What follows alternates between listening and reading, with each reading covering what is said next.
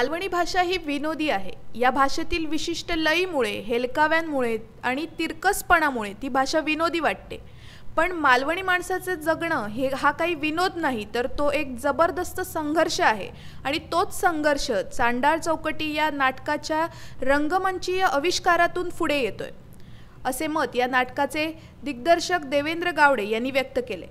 नेरूर वाघोसेवाडी येथील ओमकार मित्र मंडळ निर्मित चांडाळ चौकटी या नाटकाचा प्रयोग अलीकडेच कुडाळच्या बाबा वर्दम रंगमंचावर सादर झाला।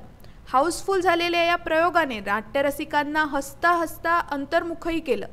लेखक, दिग्दर्शक, कलावंत, तंत्रज्ञ, पडद्यामागचे मेहनत घेणारी या नाटकाची टीम ही सर्व स्थानिक सभासदांची आहे। ही सर्व सभासद मंडळी मालवणी भाषेवर अपार प्रेम करणारी आहेत। नेरूर गावचे सुपुत्र भास्कर गावडे यांनी या नाटकाचे लेखन केले आहे। गावातील वातावरण उभे करण्यात आणि साबाजी नावाच्या वयोवृद्ध शेतकऱ्याची संघर्षगाथा लोकांपर्यंत व्यवस्थितपणे पोहोचवण्यात हे नाटक यशस्वी झाल्याचे पाहायला मिळते।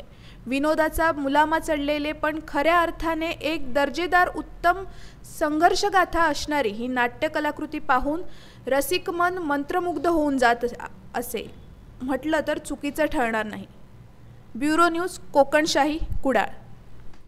असे नवनवीन व्हिडिओ पाहण्यासाठी कोकणशाहीचं यूट्यूब चॅनल सबस्क्राइब करा व बेल बटन प्रेस करा। तसेच फेसबुक पेज लाईक करा आणि इंस्टाग्राम पेज व ट्विटर पेजला फॉलो करायला विसरू नका।